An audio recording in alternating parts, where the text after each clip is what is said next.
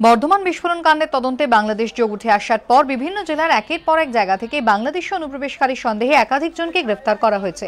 এবার উত্তর 24 পরগনার বসিরহাটে দ্রুত একজনকে জিজ্ঞাসাবাদ করে হদিশ মিলেছে জাল রেশন কার্ড, ভোটার আইডি ও পাসপোর্ট তৈরির চক্রের। বর্ধমান কাণ্ডের পরই বসিরহাটের সীমান্ত এলাকায় নজরদারি বাড়িয়েছে পুলিশ। চলছে রুটিন তল্লাশি। গোপন সূত্রে খবর পেয়ে শনিবার বসিরহাটের মির্জাপুর থেকে গ্রেফতার করা হয় এরশাদ আলী ওরফে আকাশকে। পুলিশ সূত্রে খবর, 2011 সালে বাংলাদেশ থেকে এদেশে ঢোকে এরশাদ। ভুয়ো নথিপত্র তৈরি করে বাড়ি ভাড়া নিয়ে মির্জাপুরে বসবাস শুরু করে এরশাদ। তাকে জিজ্ঞাসাবাদ করে বসিরহাটের কাছারিপাড়া থেকে গ্রেফতার করা হয় ওঙ্কারনাথ সেনগুপ্ত নামে এক ব্যক্তিকে। তার কাছ থেকে একাধিক জাল রাবার স্ট্যাম্প উদ্ধার হয়। ভোটার কার্ড থেকে রেশন কার্ড, বাংলাদেশ থেকে দেশে আসা অনেককেই সে জাল পরিচয়পত্র তৈরি করে দিয়েছে বলে দাবি পুলিশের।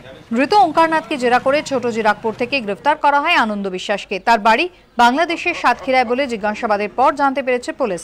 এদের জিজ্ঞাসাবাদ করে হাড়োয়া থেকে রাহিদুল খান, জিরাকপুর থেকে বাসুদেব অরোরা এবং বসিরহাট থেকে আজাদুর রহমান নামে একজনকে গ্রেফতার করে পুলিশ। এদিকে মঙ্গলবার জল সীমানা লঙ্ঘন করে ভারতীয় সীমানায় প্রবেশের অভিযোগে 15 জন মৎস্যজীবীকে গ্রেফতার করা হয়।